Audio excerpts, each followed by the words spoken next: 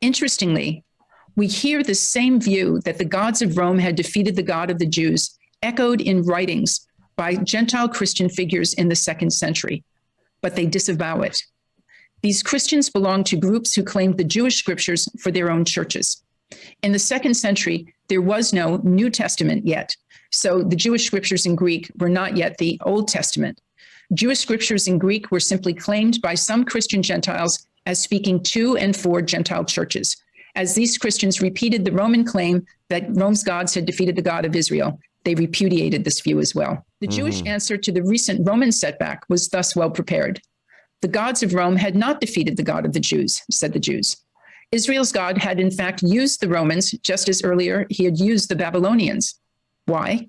Oh, the God of the Jews used the Romans to adopt a version of Torah Judaism and impose it on the world with the sword. Esau, what is it? Esau will vaunt kings, I think, or he will live by the sword and serve his brother. And now Christianity gets the bad rap and is scapegoated for spreading the Torah by the sword.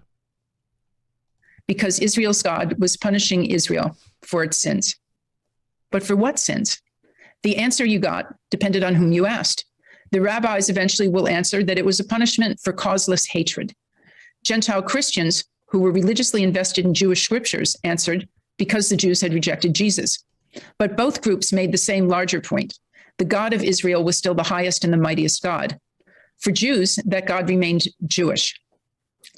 For Gentile Christians, however, that God became ethnically neutral.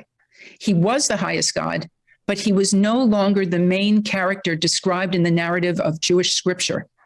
The role of the God who appeared in Jewish history, said these Christians, was actually played by that God's eternal Son, the Christian Messiah, before he had manifested as Jesus of Nazareth. Read correctly, according to these Gentile Christian groups, the Greek Bible was actually a book about the pre-existent Christ. Christ's Father, the highest God, receded into the atmosphere of pagan philosophy's highest God. The highest God in 2nd century Gentile Christianity, in other words, lost his Jewish identity. So eventually would the Christian Messiah, and so too would that Messiah's special apostle. By the mid-2nd century, in some Gentile Christian circles, the God of Israel was not only not Jewish, he was anti-Jewish, as was his son, the Messiah, and also his apostle, Paul. And not anymore. Of course, they had to try to make it look anti-Jewish as much as they could to get people that would be opposition to Jews to follow it and spiritually capture them. Great clip there, See Through It All. Nice work.